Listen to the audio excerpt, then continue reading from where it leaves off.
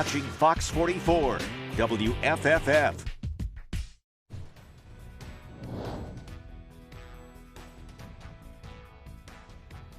Thanks for joining us on What Matters This Week. This Sunday, I'm Lauren Maloney. Here with me is Hope Sullivan. She is the Executive Director of the Vermont Studio Center in Johnson.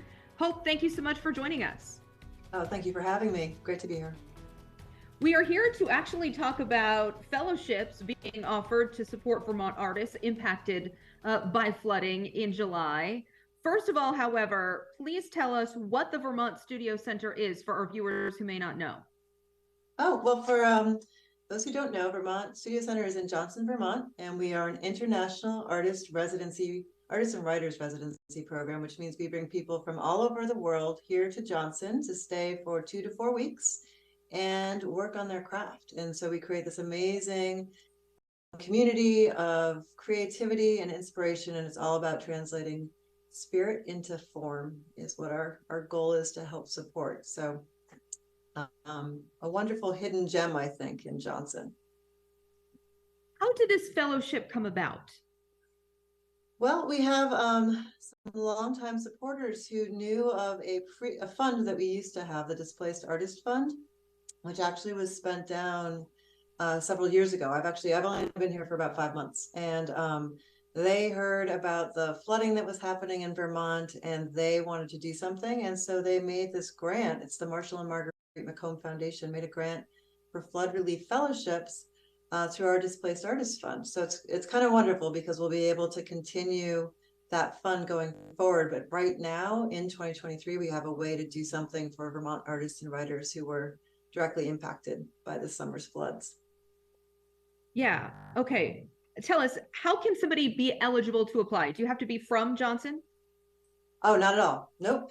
To be eligible, you must be a Vermont resident. You have to be a visual artist or writer, and you have to have been impacted by the floods of 2023. It's a pretty simple application. If you go to our website, vermontstudiocenter.org, it will walk you through the process very directly and straightforward. If you have issues posting, we ask, I think, for 10 pages for a writing sample and up 5 images for your visual artwork. If you have issues because of computer access or whatnot with that, there's instructions for that too. You can get in touch directly with our admissions team and they will walk you through it. And this opportunity is specifically to provide a 4-week fellowship. So everything paid, you come here, you're housed, you're fed, and you get your studio space from November 26th of this year to December 21st. So a great way to end a not so terrific year for some is what we're hoping. Good point. Good point. Yeah. Now, tell me, what do Vermonters not know, possibly at large here, about how the flood is still impacting writers and artists? You know, I think there's been a lot of coverage, and deservedly so, around the impact on small businesses. But at the same time, in a quieter way, a lot of artists and writers, and Vermont has a huge per capita population of artists and writers, have had personal impact, whether it's their studio, their residence, their workplace, or just their community. You know, imagine living in Montpelier and your studio's flooded and you also have to get to work through the flooded streets. I mean, everybody in Vermont was touched in some way, some more than others, and quite a few of those were artists and writers. We actually did a call recently for Vermont Week, which is annually we have a 1-week residency for Vermonters. And that's something that's been being done for years. There's 1,500 alumni of that program across Vermont. And in response to that call, we had so much interest and appreciation for it. And some folks pointing out like just how much the need was right now. So when we were able to get this funding, we were really grateful and think it will really help to get a few people really back into their creative practice is what we're trying to do. So it's almost November here. These floods happened in July. What are you still hearing from artists and writers that you are dealing with on a daily basis? What are they still telling you about the lingering impact?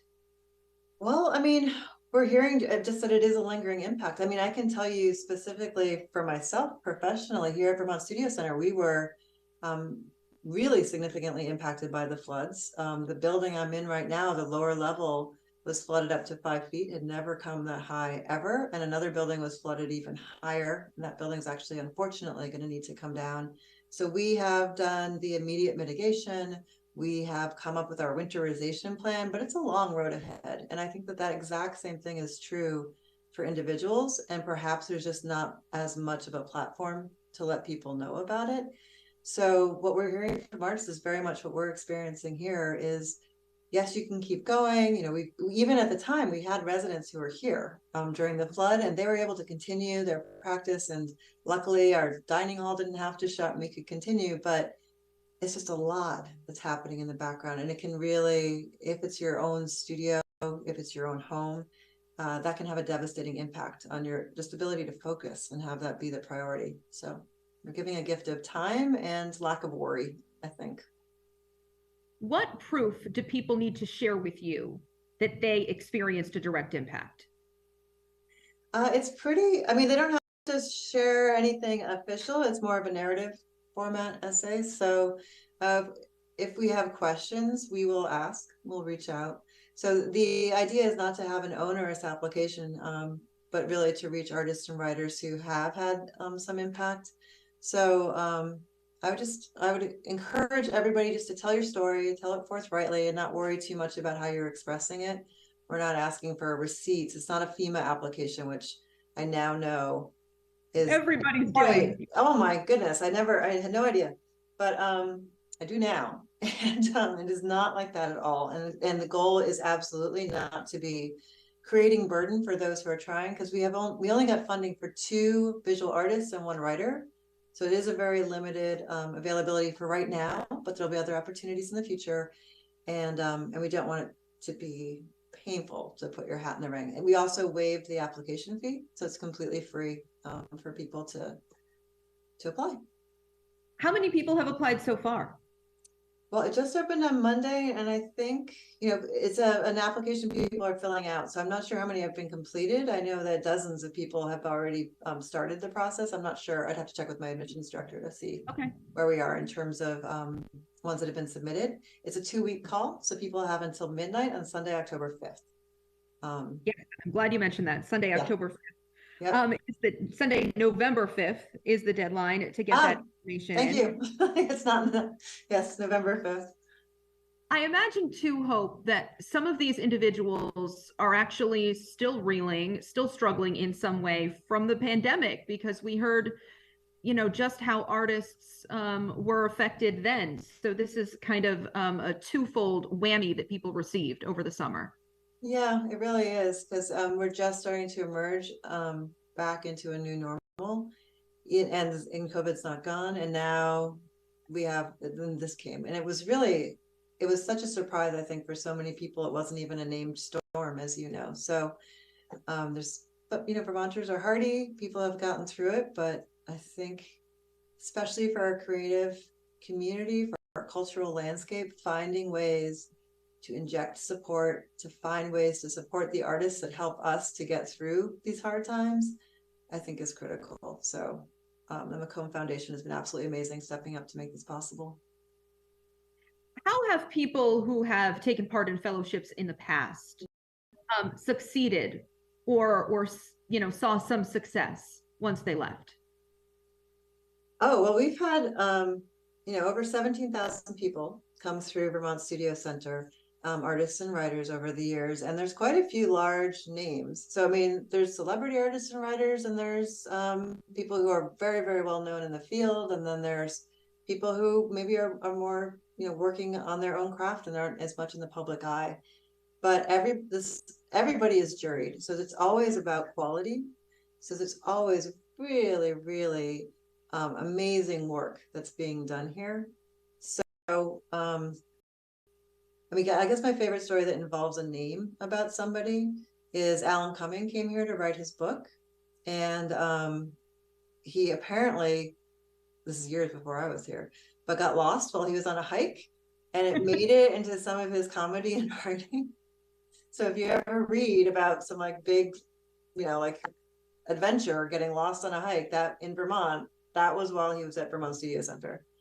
It happens. There's so many people who have come through here, and actually we're proud of every artist in resident. We've had actually a huge percentage of international artists in residence as well. So people really coming from all over the world, all different disciplines, all kinds of backgrounds and cultures and experiences that are just coming together to form a really unique and creative community together. I think you're probably informing a lot of our viewers about just what the Vermont Studio Center is today. So how can the average person maybe take a look at some of the artwork or some of the examples of poetry, as you said, that people come through your center to work on? How can the general public see the fruits of your labor? Well, you know, on our next Vermont Week. So Vermont Week is when we're celebrating Vermonters, and we give full fellowships for 1 week to 30 Vermont artists and writers. Our next one is actually the week of November 13th. And on Sunday, the 19th, from 2 to 4 p.m., we have open studios in Johnson. So anybody is welcome to come here and walk around and go from studio. There's 6 buildings that will be open, and you can go from studio to studio and see what those Vermont artists and writers have been doing.